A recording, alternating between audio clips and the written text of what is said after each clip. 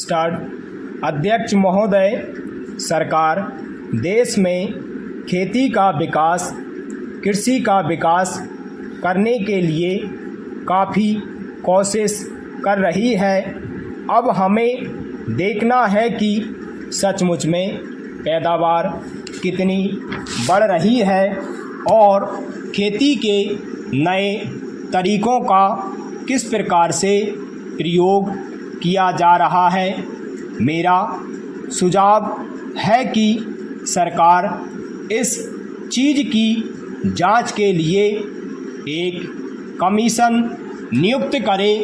वह कमीशन किसानों की हालत को देखे और यह भी देखे कि खेती पर कितना खर्च होता है और खर्च को निकालकर किसानों की बचत क्या है।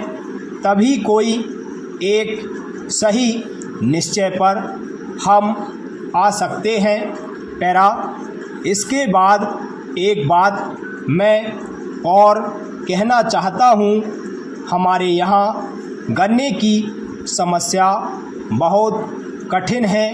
गन्ने के दाम ठीक तरह से नहीं मिलते हैं। सरकार के हिसाब से तो दाम ज़्यादा मिल रहा है, लेकिन मैं समझता हूँ कि किसान का खर्चा इतना बढ़ गया है कि इसका खर्चा निकालना मुश्किल हो रहा है।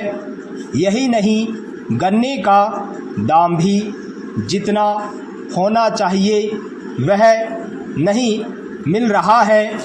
इसलिए इसके ऊपर फिर विचार करना पड़ेगा, क्योंकि किसान की हालत अच्छी नहीं है।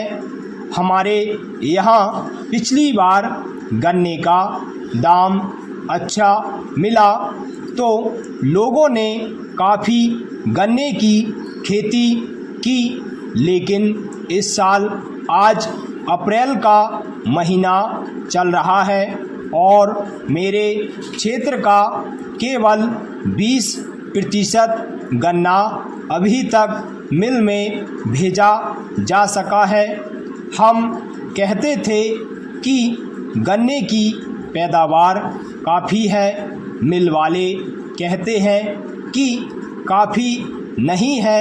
मैं नहीं समझ सकता हूँ कि यह बात कहाँ तक ठीक है। पैरा। एक बात मैं और कहना चाहता हूँ। सरकारी खेती के ऊपर से जनता का विश्वास कम होता जा रहा है। सरकारी खेती से कोई लाभ नहीं दिखाई पड़ता है। किसान समझता है कि सरकार यह खेती केवल अफसरों के भाई और दोस्तों को नौकरी देने के लिए चला रही है। यह सचमुच में ठीक मालूम पड़ता है। सरकारी खेती में किस प्रकार से काम हो रहा है उसका मैं एक उदाहरण दे रहा हूँ। हमारे ज़िले में एक बड़ा फार्म चल रहा है। उसमें सरकार की काफ़ी पूंजी लगी है। मैं देखता हूँ कि उसमें कभी भी इतनी पैदावार नहीं हुई कि उससे वहाँ के कर्मचारियों के वेतन का खर्च भी निकल सके।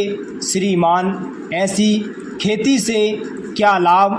क्या यह किसानों के लिए अच्छी खेती का उदाहरण हो सकता है? स्टॉप।